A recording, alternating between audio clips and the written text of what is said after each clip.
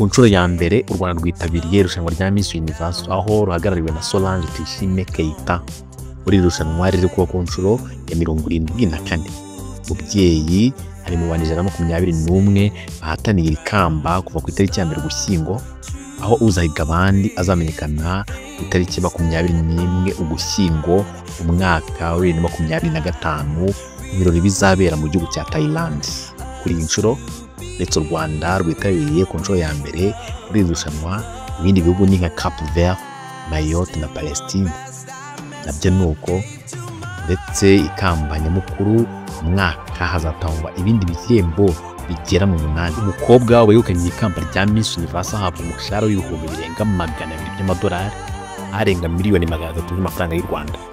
Agahabwa imodoka zo guturamo ndetse akamamariza sosiyete zitandukanye n'ibindi bitandukanye. Kuri iyi nshuro Nicole wo mu bigo bya Bonheur na Tuyishime Solange Keita mu Rwanda mu bakuru bahatanye muri irushanwa. Bose bafite imyaka 42. Kugira ngo umuntu yitabire ushobora kunyura ku bayobozi ba Miss Universe mu gihugu akomokamo. Bivuga ko uburenganzira bwo gutegura irushanwa rya Miss Universe ushobora gutwara hagati y'ibihumbi 100 by'idolari n'ibihumbi 400 by'amadolari buri mwaka ku gihugu.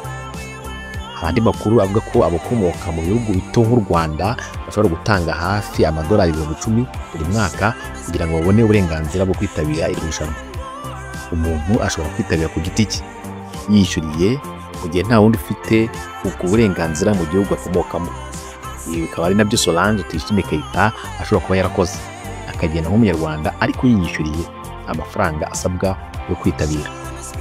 Uzegukana ikamba rya Miss Universe 2025 azaba asimbuye Victoria wo muri Denmark w'imyaka 21 waryegukanye mu mwaka washize.